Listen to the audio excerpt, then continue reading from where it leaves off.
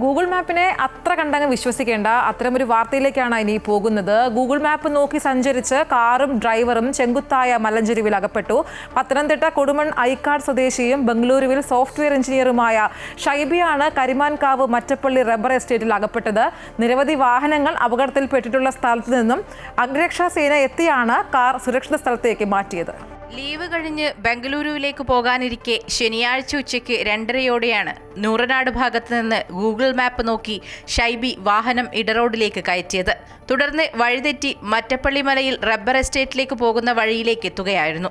വഴിതെറ്റിയെന്ന് മനസ്സിലാക്കിയതിനെ തുടർന്ന് വാഹനം തിരിക്കാനായി വീണ്ടും മുന്നോട്ട് പോവുകയും തുടർന്ന് 50 മീറ്ററോളം ചെങ്കുത്തായ സ്ഥലത്തെത്തപ്പെടുകയും ചെയ്തു.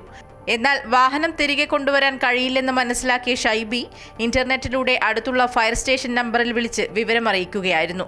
തുടർന്ന് അടൂർ അഗ്നിരക്ഷാസേന ഓഫ് റോഡ് വാഹനവുമായി സ്ഥലത്തെത്തി വളരെ സാഹസികമായി കാർ സുരക്ഷിത സ്ഥലത്ത് എത്തിക്കുകയായിരുന്നു. ഈ സ്ഥലത്ത് മുൻപ് 3 വാഹനങ്ങൾ തലകീഴായി മറിഞ്ഞിട്ടുള്ള സ്ഥലമാണെന്നും വഴിതെറ്റി വരുന്നത് ശ്രദ്ധയിൽപ്പെട്ടാൽ വഴിതിരിച്ച് വിടാറുണ്ടെന്നും നാട്ടുകാർ പറയുന്നു.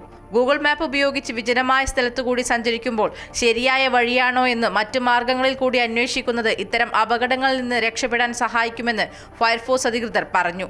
അമൃത ന്യൂസ്, പത്തനംതിട്ട.